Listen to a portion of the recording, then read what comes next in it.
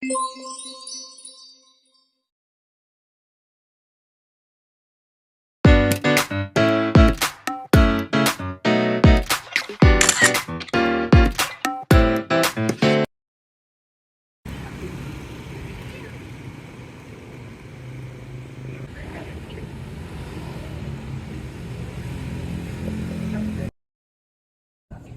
sekaligus menitipkan pesan untuk teman-teman DJLB dijaga nama baik Kelurahan Tracking Sawah.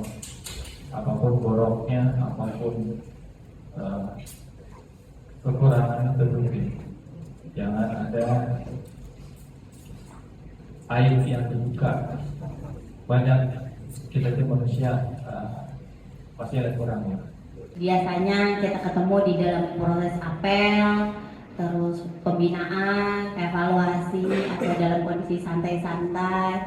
Nah, kali ini ada sesuatu hal lain yang ingin saya sharingkan kepada teman-teman, baik itu pengelola Petra maupun PPSU, dan sebenarnya ingin saya sharekan untuk semua, baik itu teman-teman rekan kerja di bawah PNS, pimpinan saya gitu, semuanya ingin saya sharekan apa yang saya dapatkan kemarin di kelas selama 1 minggu gitu.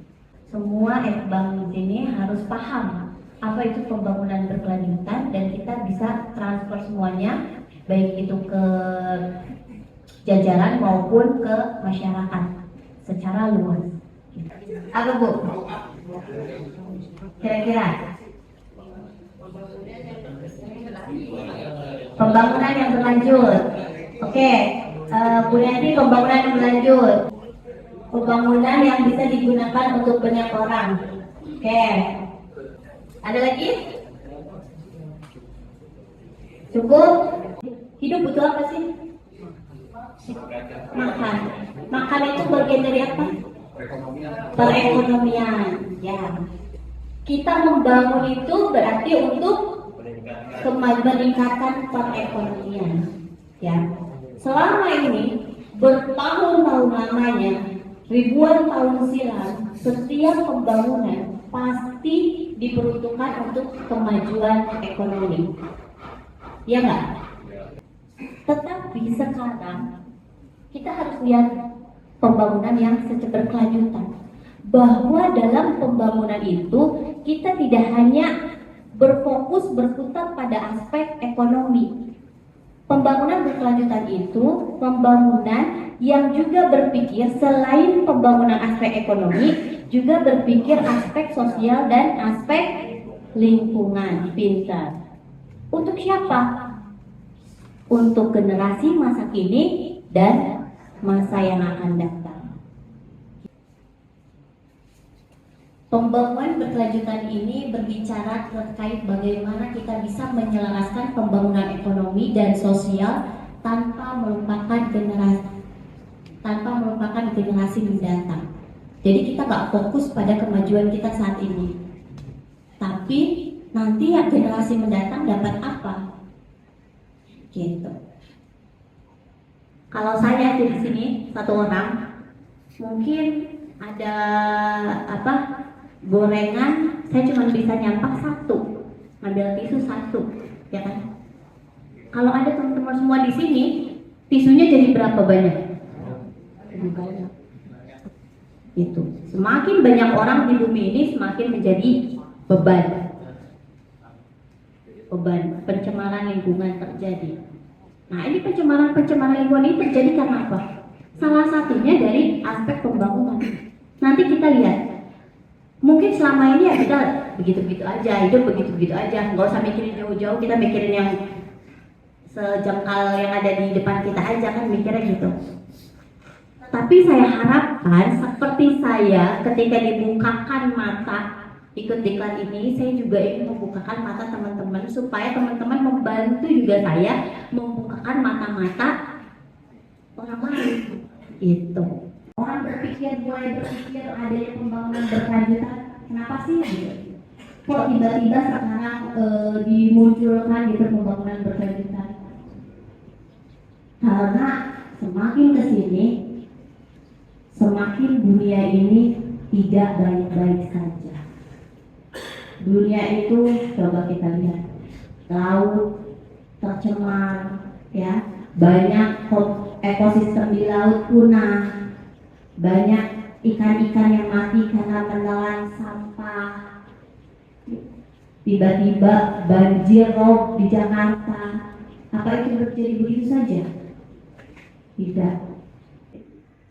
Perumahan bukan main, ya, banyak banget.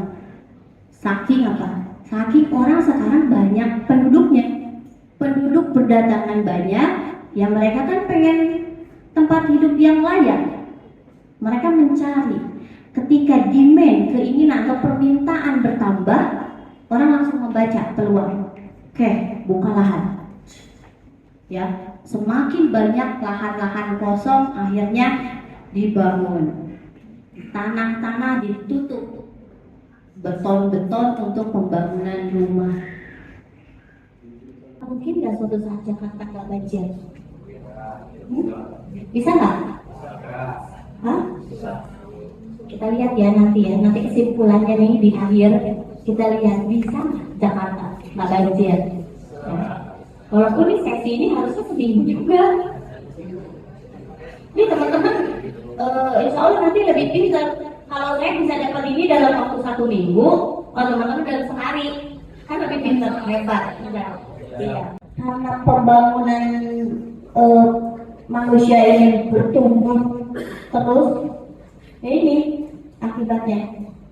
Pencemaran udara adalah masuknya atau dimasukkannya, berarti kalau dimasukkannya berarti sengaja ya, sengaja dimasukkannya zat, energi atau komponen lainnya ke dalam udara ambien atau ambang batas oleh kegiatan manusia sehingga melampaui baku mutu udara ambien yang telah ditetapkan. Apa itu udara ambien? Udaranya ambien kali ya. Udara ambien. Udara ambien itu udara yang dibutuhkan oleh kita, dihirup oleh kita. Udara ambien dihirup oleh kita yang dibutuhkan. Nah, ini ada zat atau energi-energi lain yang mencemari, yang masuk ke dalam udara ambien itu sehingga kita hirup. Nah, itulah kenapa dibilang tercemar. Pada kadar tertentu dia akan turun gitu kan. Nah, sekarang air yang dibawa ke atas ya, pembukuan itu mengandung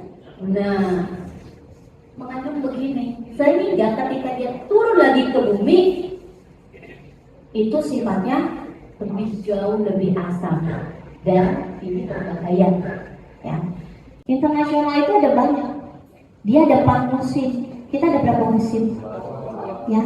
Kita ada hujan salju, nggak ada ya kan? Standarnya mereka akan dibagi 4 kan, 4 musim. Debu paling banyak itu di musim apa? Panas ya. Debu itu paling banyak di musim panas. Musim panas kita itu, kita bayangkan bagi 2 ya, 12 dibagi 2, hujan panas dan dibagi hujan panas.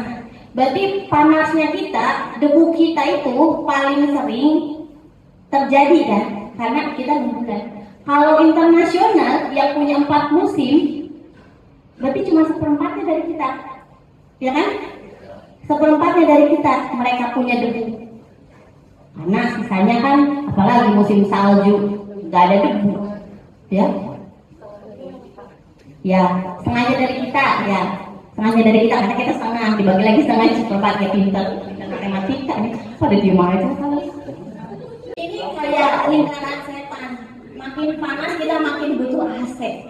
Ya, kalau beli AC itu padahal makin banyak AC dan segala macam tetek kebengek itu makin banyak polutan-polutan atau CFC nih yang ada di bumi ini yang bisa mencegah radiasi yang harusnya terpantul lagi ke angkasa akhirnya terjebak di lapisan atmosfer.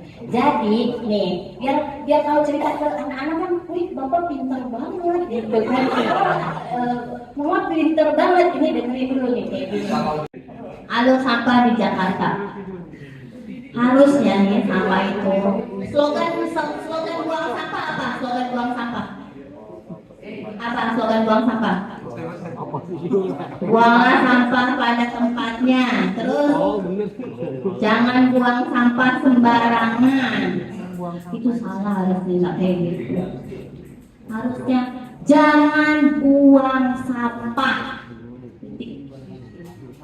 Saya pengen ini tidak berhenti di saya, di kalian semua, tapi disebarkan juga ke yang lain.